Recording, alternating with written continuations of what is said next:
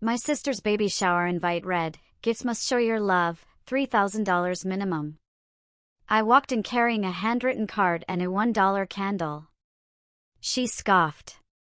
Mom whispered, "How embarrassing." I smiled, took a seat, and casually canceled the bank transfer for the $400,000 house I was buying her. The realtor called her mid-toast. And her face went white as a ghost. I never thought a baby shower invite could shatter my entire world. But when I saw that one line, I knew my family would never be the same again. It felt like a punch to the gut, leaving me breathless in my quiet apartment, the fancy pink envelope mocking me from the kitchen counter. See, I was never meant to be the successful one. That was always Chloe. She was the golden child, born with a perfect little nose and a loud, dramatic cry. I was Leo, 34, the quiet older brother, the tech guy who wore hoodies and spent more time coding than socializing. Chloe had this way of owning every room without even trying. She got the compliments, the extra servings, the louder applause. I'd get, "Can you help Grandma with the TV, dear, and try not to make everything about computers?" It never bothered me much back then. I was happy fading into the background, building something quietly, patiently. A software company, started in college, grown over years of quiet obsession and 16-hour days. No one in my family truly grasped how big it had become. Not because I hid it, but because they never asked. To them, I was just little Leo with his gadgets. Even after my company was acquired last year for a frankly insane amount of money, I kept it low-key. No designer clothes, no bragging. I bought a modest house in a quiet part of Denver, kept my used Subaru, and only splurged on good coffee and first-class flights because, honestly, I hate cramped spaces, not for the flex. I wasn't trying to prove anything. But apparently, that was my mistake. It all really started when Chloe announced she was pregnant. The family group chat exploded. Eleanor, my mom, was over the moon. Arthur, my dad, actually used an emoji for the first time, 3 hearts, no less. Chloe had just married this guy named Brock. Yes, Brock. He was every stereotype you could imagine: polo shirts, backwards hat, finance bro energy with zero actual finances to back it up. But he had charm. That slick, empty kind of charm that makes older folks nod approvingly and younger people instinctively check their wallets. Chloe claimed they were building a future, which mostly meant he was helping her start an Instagram page for mom influencer content. She quit her job the moment she found out she was pregnant, and Brock had been between roles for about 8 months. When I heard the news, I was genuinely happy for her. I sent a private message instead of battling the group chat chaos: "Congrats, Chloe.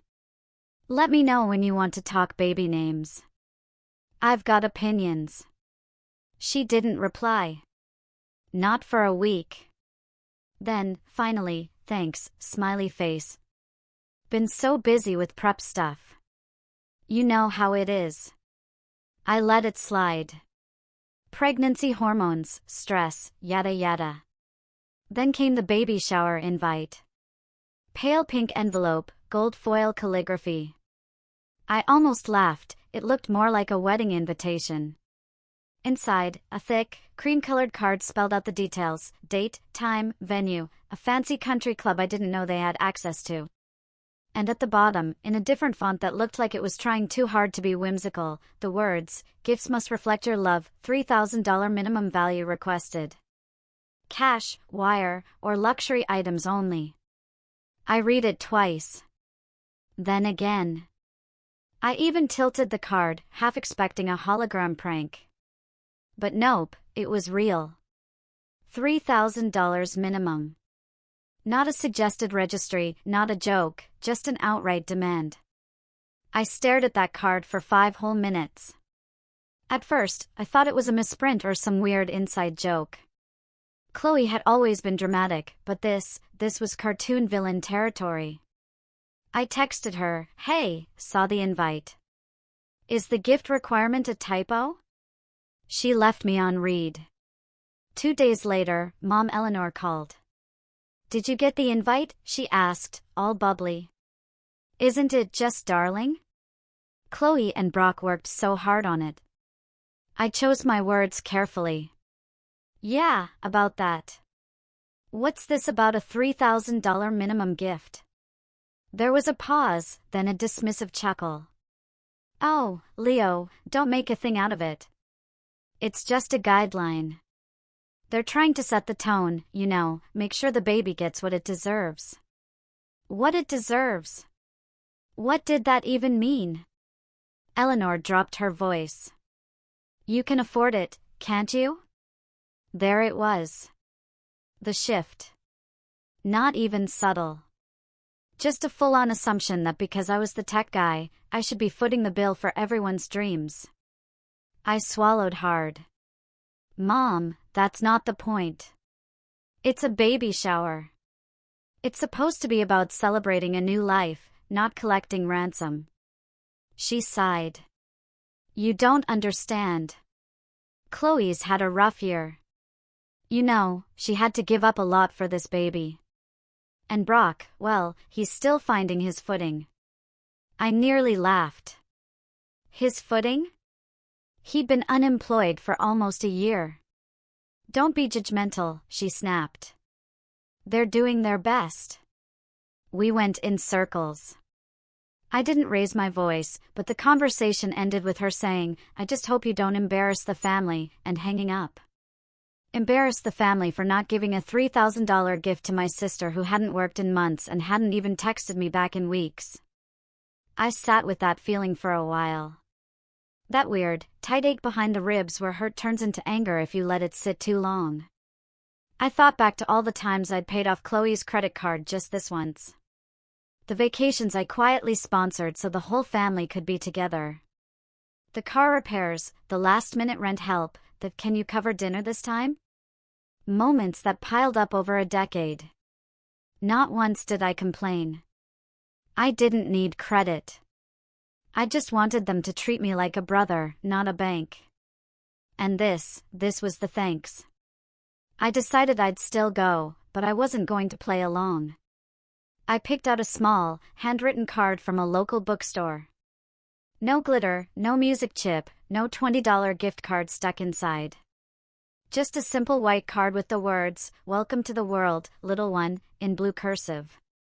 And from the same store, a tiny duck-shaped candle. It cost $1.89. It smelled like vanilla. That was my gift. On the day of the baby shower, I put on a navy button-down and jeans. Casual but clean. I drove to the country club, parked, and walked into a room decked out like a wedding reception, flowers, buffet tables, hired waitstaff, a violinist in the corner playing pop songs in classical style. Chloe stood in the center of it all in a white maternity dress that screamed designer. Brock was shaking hands like he was running for office. My mom, Eleanor, saw me first. Leo, she hissed, pulling me aside. Where's your gift? I smiled and held up the small bag with the card and the candle. Her eyes widened. You're joking. I'm not. She stepped closer, lowering her voice. How embarrassing. I looked at her, calm. You think that's embarrassing? Then I pulled out my phone and casually opened my banking app, tapped a few times. I just canceled the wire transfer for the house I was buying them. She blinked. What? I was going to surprise Chloe. I had a deal going on a little starter home in their neighborhood. Nothing crazy, just $400,000. Figured they could use a real home instead of Brock's parents' basement. Her mouth opened, closed. Then Chloe tapped her glass with a fork and called for everyone's attention. It was time for toasts. I walked toward a chair near the back, sat down, pulled out my phone again. The cancellation notice came through, wire transfer canceled for $100,000. No action required. Right then, Chloe's phone buzzed. I saw her glance down mid-toast, glass raised. Then her face drained of color. 1 second, she was glowing, thanking everyone for their generosity. The next, she looked like someone had flipped a switch inside her skull. but I just smiled and took a sip of lemonade. And that was just the beginning. I wish I could say Chloe played it cool after that wire transfer got cancelled, but you'd be giving her way too much credit. The second that notification hit her phone, she went pale, like actual ghost white. She tried to recover, flashing a tight-lipped smile while raising her glass again, but her hand was visibly shaking. The room was full of light laughter and fake cheers, and yet, I could feel the tension radiating off her like static. She didn't even finish her toast, just mumbled something about unexpected news and sat down without making eye contact. I stayed at the baby shower long enough to be polite. I ate a few mini quiches, sipped my drink, nodded at relatives who barely remembered my name. But Chloe, she didn't come near me, not once. And Brock, he was glued to his phone the whole time, whispering to her between nervous glances in my direction. I knew exactly what was happening. They were trying to figure out how to spin this, how to make me the villain. It didn't take long. That night, the family group chat exploded. At 9:14 p.m., Chloe sent a message, "Hey everyone, I just want to say thank you again for today. It was beautiful, and we felt so loved. That said, I'm deeply hurt that certain people think money is a weapon to be used against family. I hope someday they realize that love isn't measured in dollar signs, but in kindness. Good night." You know what's wild? She actually got sympathy. A few cousins chimed in with heart emojis. Aunt Susan wrote, "Some people never grow out of being selfish. You're glowing, sweetie. That's all that matters." Then my own mother, Eleanor, replied, "So sorry this happened today. You deserve better." Some people forget where they came from once they have a little success. I just sat there, reading it over and over. I wasn't angry. I was numb. Forget where I came from. I remembered where I came from. I remembered every night I stayed up learning code on a beat-up Dell from the pawn shop. I remembered making coffee in a dorm kitchen while Chloe was on her third spring break trip in Cancun. I remembered Mom Eleanor calling me antisocial at Thanksgiving because I left dinner early to take a conference call with a potential investor. I remembered when they all laughed at me for skipping Chloe's engagement party so I could pitch to an angel fund that eventually became my company's seed round. But sure, I was the selfish one. Over the next few days, things got worse. Texts started coming in directly from Brock. "Bro, that was low. You embarrassed her. She cried the whole night." From Mom Eleanor, "You ruined what was supposed to be the happiest day of her life. I hope you're proud of yourself." Even from Chloe's best friend, Brianna, "You used to be the chill brother. What happened to you? Don't forget who always had your back when you were just a nerd." I didn't respond to any of them. Because here's the thing, I had changed. Somewhere in the quiet grind of building my life, I had developed a backbone. I wasn't the shy, agreeable brother anymore. I didn't need their approval. I didn't need to prove my loyalty by throwing money at people who didn't respect me. But silence didn't help either. 2 weeks after the baby shower, I got a call from Dad, Arthur. My dad is hard to explain. He's present but distant, always been one of those emotionally constipated types who shows love through grunts and oddly timed weather updates. So when he calls, it's either an emergency or a very awkward attempt at reconciliation. "Hey, sport," he said. He still calls me that. I've never played a sport in my life. "Hey, Dad. I heard about the house thing." Of course he had. "Yeah, I changed my mind." Long pause. "Then you know Chloe and Brock, stop." I didn't even raise my voice. "Don't do this." He sighed. "I'm not taking sides. I just think maybe you should apologize for the sake of peace." I closed my eyes. "Peace isn't built on letting people walk over you, Dad." Another pause. "I just don't want the family split." And there it was. Not a word about what they had done. Just the classic, you're both wrong neutrality that somehow always leaned in Chloe's favor. I ended the call quickly. No yelling, no drama, just a quiet realization that I was alone in this. But I still didn't cut them off. Not yet. Because deep down, I wanted to believe that maybe this was a fluke, a moment of collective delusion, pregnancy hormones, peer pressure, miscommunication. I gave it time. I waited. Then came the nursery fundraiser. Yes, you read that right. A week later, Chloe posted on Instagram a link to a GoFundMe. The caption read, "Hey friends and fam, baby M is almost here, and we're creating the dream nursery she deserves. We've picked out sustainable furniture and ethically sourced baby supplies. Every little bit helps. Let's build her a room full of love." The goal? $25,000. I choked on my coffee. They wanted strangers to pay for organic cribs and whatever bougie minimalist brand of baby wipes was trending that week. I didn't know whether to laugh or throw my phone out the window. The worst part? People were actually donating. My mom, Eleanor, shared it on Facebook with a caption that made my blood boil. "My daughter and her husband are doing their best to create a healthy, loving home for their little one. Any help is a blessing." I stared at the screen. Doing their best. Brock still hadn't gotten a job. Chloe still hadn't called me directly, not once since the baby shower. But now I was expected to applaud them for crowdfunding their Pinterest nursery. I reached my breaking point the night of the nursery reveal party. I wasn't invited, obviously, but I saw the photos all over social media. Chloe twirling in a pastel room decorated like a boutique hotel. Brock holding a balloon shaped like a moon.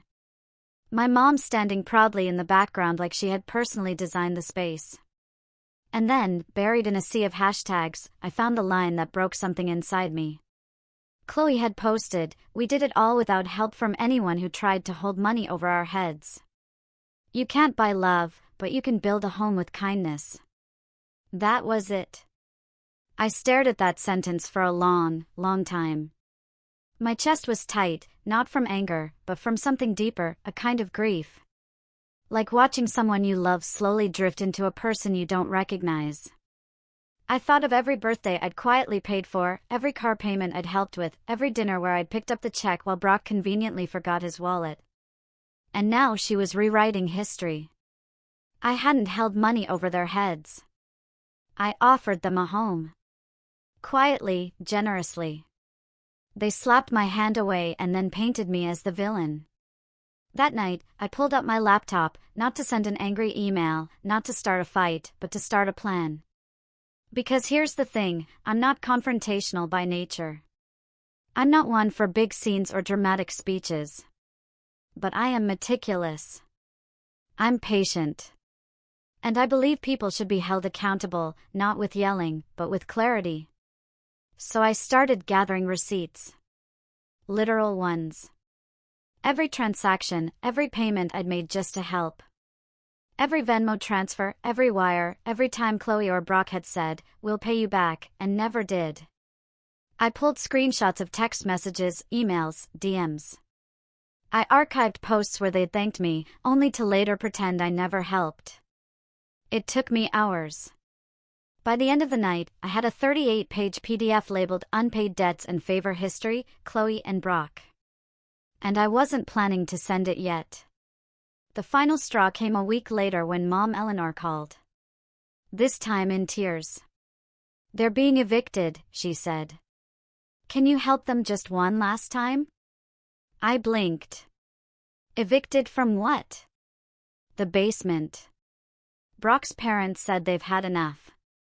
Of course they did. Why is that my problem? I asked, my voice flat. They'll have nowhere to go. Chloe is due in 2 months. I let the silence hang. Then I asked slowly, are they willing to apologize for what they said? Mom hesitated. She's emotional, Leo. She's pregnant. Can't you let it go? There it was again. The expectation that I bend, that I carry the weight, that I be the bigger person. But I wasn't playing that game anymore. I leaned back in my chair, stared out the window at the Denver skyline, and said the words that changed everything. No. But I do have an idea. The thing about family is that when it breaks you, it doesn't happen like in the movies. There's no dramatic lightning strike, no screaming match in the rain, no one walking away while emotional music swells in the background. It's quieter, slower, like a steady leak you didn't notice until the ceiling caves in. After I told Mom Eleanor no, that I wouldn't help Chloe and Brock again, the silence from my family was deafening. Total radio silence. No texts, no calls, not even a passive-aggressive meme in the group chat. They just shut me out. I thought maybe it would last a few days, that someone would reach out, try to patch things up. But a week passed, then 2, then a month. I went from being the guy they always called for everything, rides to the airport, last-minute emergency fund transfers, can you help me reset my email password? To a ghost. I wasn't even invited to the baby's birth. I found out my niece had been born from Facebook. Chloe posted a black and white photo of a tiny hand clutching her finger. The caption said, "Welcome to the world, baby M. You're already surrounded by so much love." I stared at that post for almost a full minute, my heart pounding like I'd just been punched in the chest. No call, no text, nothing. Just a public display of a private betrayal. I don't even know how to explain the kind of hurt that sets in when you realize your family has rewritten reality without you in it. I wasn't just cut off, I was erased. For the first time in years, I felt hollow. And not the good kind, the peaceful, minimalist kind I'd cultivated as I built my life. This was the sharp kind of hollow, the what was the point of all that kind. All the birthdays I showed up for, all the checks I wrote, the time, the patience, the quiet grace. I'd given it freely, without ever asking for credit. And in return, they'd exiled me like I was nothing more than a wallet that finally snapped shut. I didn't get out of bed for 3 days. I told myself I was just tired, burnt out. But the truth? I was grieving. Not just for the niece I wouldn't get to hold. Not just for the sister who turned her back on me. But for the illusion I had clung to, that if I just kept being generous, kept giving and giving, eventually someone would see me, value me, love me for me. That illusion was dead now. And once I let that truth settle, something else began to take its place. Something quieter, steadier, and far more powerful than bitterness. Clarity. I realized that I'd spent the better part of my adult life operating from guilt. From a deep, unspoken fear that if I didn't prove my worth through success, through money, through being useful, I would lose my family's love. And now that I had lost it, I was finally free. So, I started small. I got up, showered, cleaned my apartment top to bottom. I deleted Chloe's number from my phone, not in anger, but as a ritual, a boundary. Then I took a long walk with no destination, no music in my ears, just the sound of my own footsteps and the wind against my face. It was cold, early spring, and the air stung a little, but I liked it. It made me feel awake. When I got home, I opened a blank document on my laptop and wrote one sentence at the top: what do I want now? No filters, no guilt, no expectations. I made a list. Not of material things, I already had more than I needed, but of experiences, places I wanted to go, skills I wanted to learn, people I missed, dreams I had shelved while I was busy playing ATM, an emotional sponge for people who never asked how I was doing. Here are a few things from that list. Take a solo trip to Iceland and finally see the Northern Lights. Learn to play piano. Start mentoring young coders from underserved communities. Reconnect with my college roommate, Jamal, who I hadn't talked to in years because I was too busy. Write a book, not a bestseller, not for money, just something honest, something mine. And maybe most importantly, build relationships that are two-way streets. That last one scared me because I didn't even know what that looked like anymore. But I was ready to find out. I started with Jamal. I sent him a DM on Instagram, something casual like, "You still making music or did Spotify scare you off for good?" He replied within minutes. A string of laughing emojis, then, "Dude, where have you been?" and an invite to grab lunch. That lunch turned into a 5-hour conversation. We talked about everything.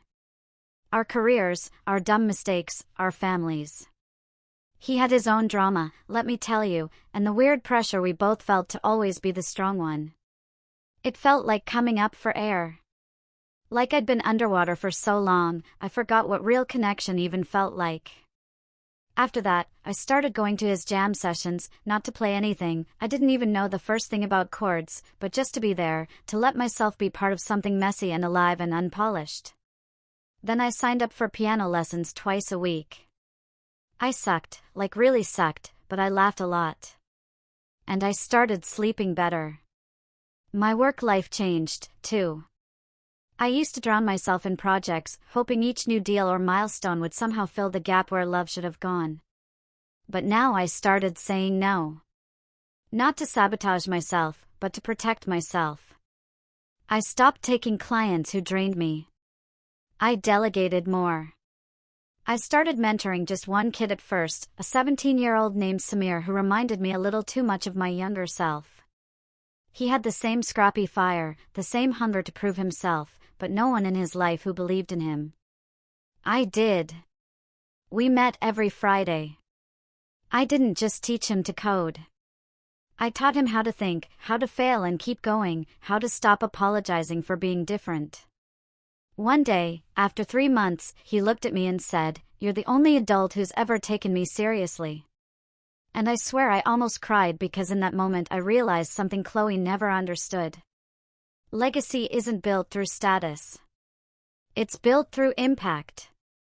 And I was finally building mine. I never posted about any of it. I didn't need likes. I didn't need validation. For the first time in years, I wasn't living my life to be seen. I was living it to feel it. But the universe has a funny way of circling back. One night, months later, I was grabbing groceries when I ran into Aunt Susan. She didn't see me at first, just stood in the produce aisle arguing with someone on the phone loudly. I only caught one sentence. Well, maybe if Chloe had thought about saving instead of painting cribs in gold leaf, she turned and saw me mid-rant. "Leo," she said, blinking. "Oh, wow. It's been a while." I smiled. "Yeah, it has." She looked at me the way people look at a rare animal in the wild, like she didn't expect to see me alive and well. Then she said something that surprised me. "You look good." "Thanks." There was an awkward pause. Then she leaned in, lowering her voice. "You know, not everyone bought their story about the house thing, about you." I shrugged. Doesn't matter anymore. But she wasn't done. They're struggling now. Chloe doesn't talk to me much anymore either. Brock's been fired from 2 jobs. Your mom's been covering their rent. My chest tightened, not with guilt, but with a complicated kind of ache. Not for them, for me. For the version of me that would have dropped everything to fix it. I nodded politely, excused myself, and left. That night, I sat in my apartment, the city buzzing below, and realized something big. I didn't need revenge. I didn't need an apology. I didn't even need closure. I had something better, peace. But life, as always, had other plans. Because just when I thought I was done with all of it, when I'd finally healed enough to move on, something unexpected happened. A letter arrived in my mailbox. Not an email, not a text. An actual, honest-to-goodness envelope. It was cream-colored, elegant, embossed, no return address. Inside, a handwritten note. Chloe's handwriting. The first line, "If you're reading this, then you already know things have fallen apart." The envelope sat on my coffee table like it was ticking. For hours, I ignored it, walked past it, made dinner, cleaned the kitchen, played a few broken piano chords that sounded like a raccoon stepping on glass. But eventually, curiosity won out. I sat down, opened the envelope, and pulled out the note. It was Chloe's handwriting, unmistakably hers. Rounded letters, little hearts over the eyes, just like when we were kids. And yet the words on the page felt like they came from a stranger. The first line was enough to make my stomach twist. If you're reading this, then you already know things have fallen apart. No apology, no hi, no acknowledgement of the months of silence or the storm she helped stir. Just a kind of resignation, like she was finally facing consequences she never expected would reach her. The rest of the letter was a mess of contradictions. She wrote about how Brock had made some bad investments, translation, lost their savings on crypto tips from Reddit, how their landlord was threatening eviction again, and how she wished things could go back to the way they were. She didn't say sorry for the baby shower stunt, or for turning our family against me, or for publicly framing me as some cold-hearted egomaniac. Instead, she wrote, "You were always the one who had it together, the one who fixed things. And I know you probably hate me now, but I'm scared. Leo, I don't know how to get out of this mess." Then at the very bottom, in smaller handwriting, "I don't know who else to ask." I sat with that letter in my lap for a long time. I wasn't angry. I wasn't sad. I was just still. The kind of still that only comes after you've done all your grieving and finally see things with perfect, painful clarity. And what I saw was this: Chloe didn't change. She never had. She just ran out of places to point her problems. And now that the walls were closing in, she remembered the brother she'd spent years ignoring until it suited her. But I wasn't the same person she remembered. That version of me, the one who dropped everything, who forgave too easily, who wrote checks like band-aids for emotional wounds? He was gone. And in his place stood someone new, someone who had rebuilt his life brick by brick without her approval, her validation, or her drama. And maybe it was time she learned what that version of me was capable of. I didn't plan revenge out of spite. It wasn't about payback. It was about truth. About finally peeling back the layers of sugar-coated lies and showing the people who had treated me like a footnote that I was done playing the supporting role in a script I didn't write. So I opened a new document. This time not to list what I'd given, but to map out what I would do. Phase 1, control the narrative. It started with an email. Not to Chloe, to my mom. It was short, polite, civil. "Hey, Eleanor. I got Chloe's letter. I'm not angry, but I need you to understand a few things before you ask me to help again. I've attached a PDF of every financial favor I've done for Chloe and Brock since 2017. Totals, dates, screenshots. You'll notice it comes out to just over $181,000, not including the house deal I canceled. I'm not sharing this to make you feel bad. I'm sharing it because I've realized no one in this family actually sees what I've done. And until you do, there's nothing else to talk about. Love, Leo." I knew she'd read it. She was obsessive about emails, checking them 4 times a day. It took less than 12 hours before she replied. I didn't realize it was that much. That was it. 7 words. No apology. No acknowledgement of the things she'd said to me. But the shift had begun. I'd cracked the surface. Phase 2, establish leverage. I wasn't just going to give Chloe a handout. If she wanted help, she had to come to me directly. No middlemen, no crying to mom, no vague letters. So, I sent her a text, "Got your letter. Let's talk face to face."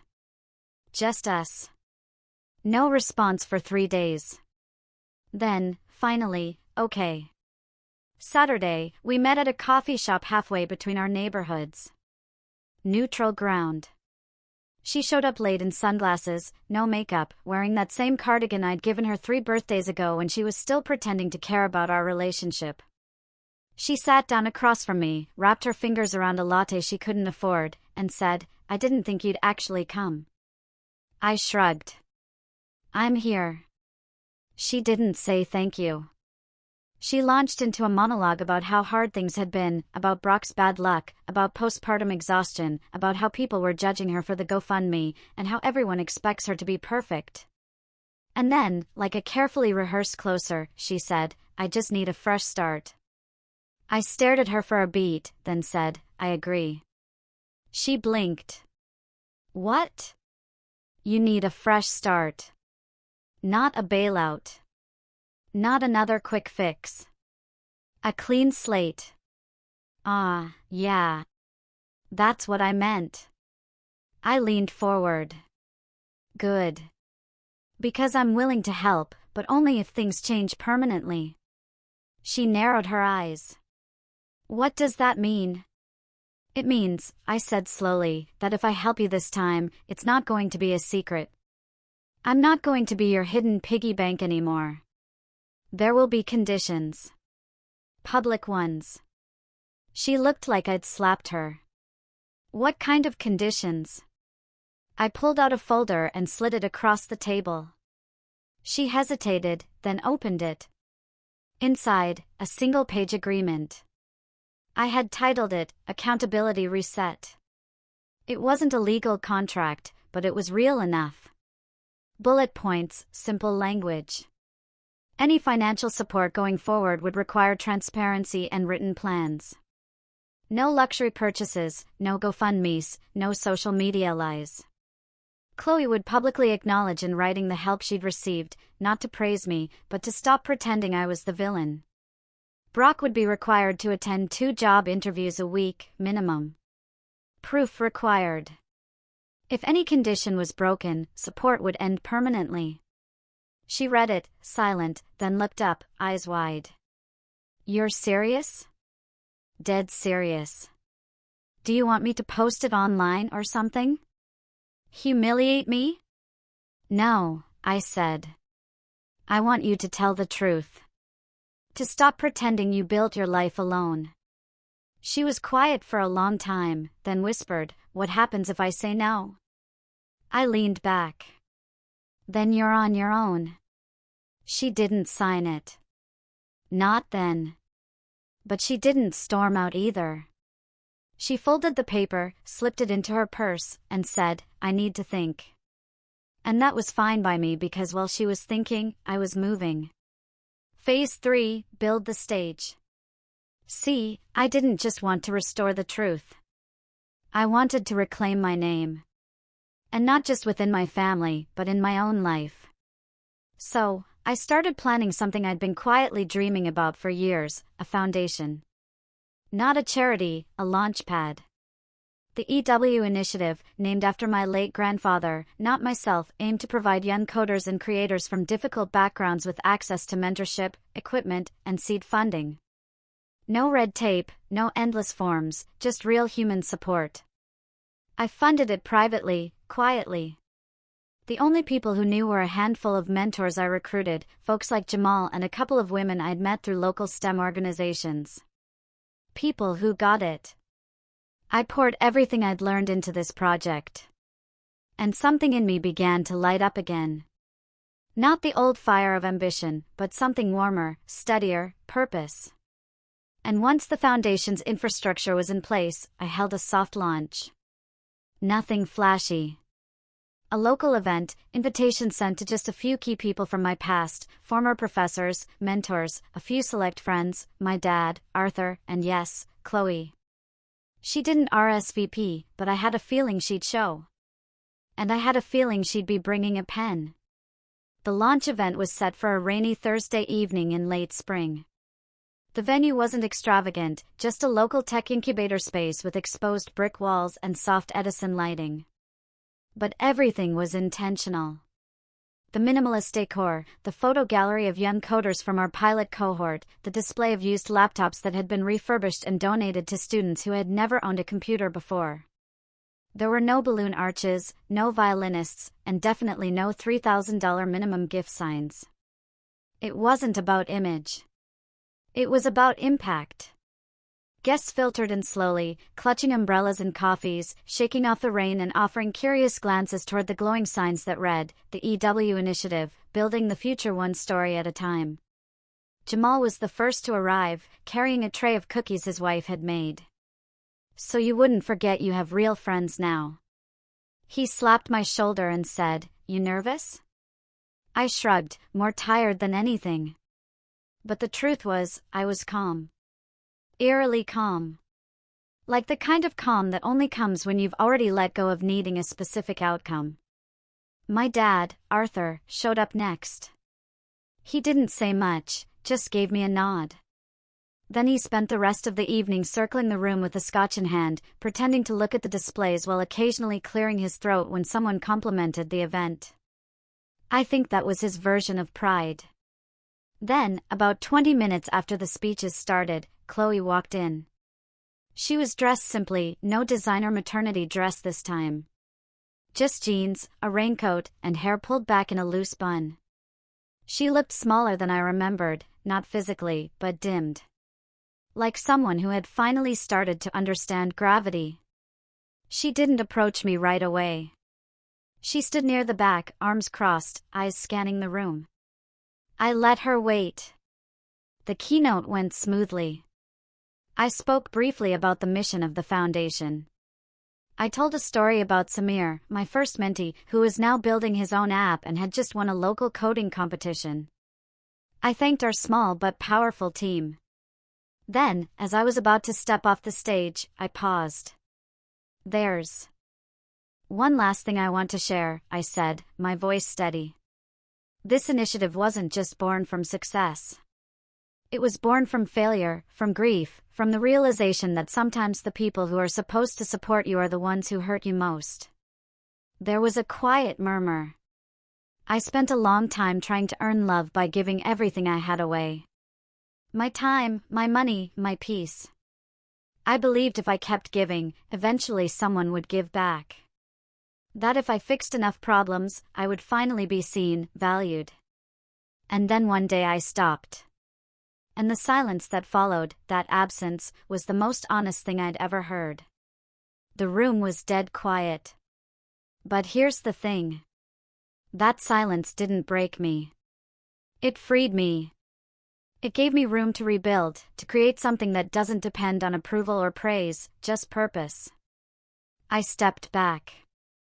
Applause followed. Genuine, quiet, respectful. Not for me, but for what the room meant. I didn't look at Chloe once. But I knew she was still there. After the crowd thinned out, after the food trays had been half cleared and the music turned down, she approached. She didn't say anything at first, just stood in front of the main display wall, the one with the men's stories and their photos. "This is incredible," she said finally, voice barely above a whisper. I nodded. "Thanks." She looked down, fidgeted with the sleeve of her coat, then pulled something from her purse. The folder. My one-page agreement, signed. "I thought about what you said," she murmured. "And about what I did." There was a pause. "I don't remember when we stopped being close," she said, not looking at me. "But I know I pushed you away. I know I used you. And I think I thought you'd never leave." I studied her face. There were dark circles under her eyes. Her hands trembled slightly. "I'm not asking for anything now," she said quickly. I just wanted to give you this and say I'm sorry." For a long moment, I didn't say anything because I wanted to make sure I meant what I was about to say. "I believe you," I said. "But things don't go back to the way they were. Not anymore." She nodded slowly. "I know." Then she turned to leave. "Chloe." She paused. "You'll get the support. Rent, groceries, one-on-one career coaching for Brock. But no more lies. No more facades. If I help, it's to help you, not your image." Her eyes welled. "Okay." And just like that, she was gone. But that wasn't the end. Not quite. Because then came the fallout. A few days after the launch, I got a phone call from Mom Eleanor. "Your sister said you're helping them again." My gut tightened. On conditions, I said, calm. Strict ones. She huffed. You don't get to dictate. I do, I interrupted, calm. Because I'm the one giving, and I'm not doing it in secret anymore. She paused. You know, this whole thing, this foundation, it's just your way of showing off. No, I said. It's my way of moving on. Click. She hung up, and I let her. 2 weeks later, Chloe sent me a screenshot. My mom had unfriended her on Facebook. Underneath, Chloe had typed, I guess we're both out now. I didn't reply. I didn't need to, because sometimes the real victory isn't ruining someone's life. It's refusing to let them ruin yours. And as for Brock? Let's just say he didn't last long in the program. 3 missed job interviews, 1 half-baked MLM scheme, 2 late rent payments. I gave him 1 final chance. Then I cut the support. Chloe didn't fight me. She just thanked me for trying. And when I saw her months later working the register at a local bookstore, I didn't feel pity. I felt something like respect. She had finally stopped pretending. And so had I. I still don't talk to most of my family. Not because I'm angry, but because I'm finally full. My life is loud with purpose, rich with real connection.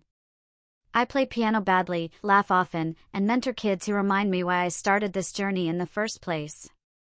I never needed revenge to be dramatic. I just needed it to be true. And as I stood in my office one evening watching a new mentee, Samir, explain his first project on a whiteboard, I realized they didn't break me. They built me.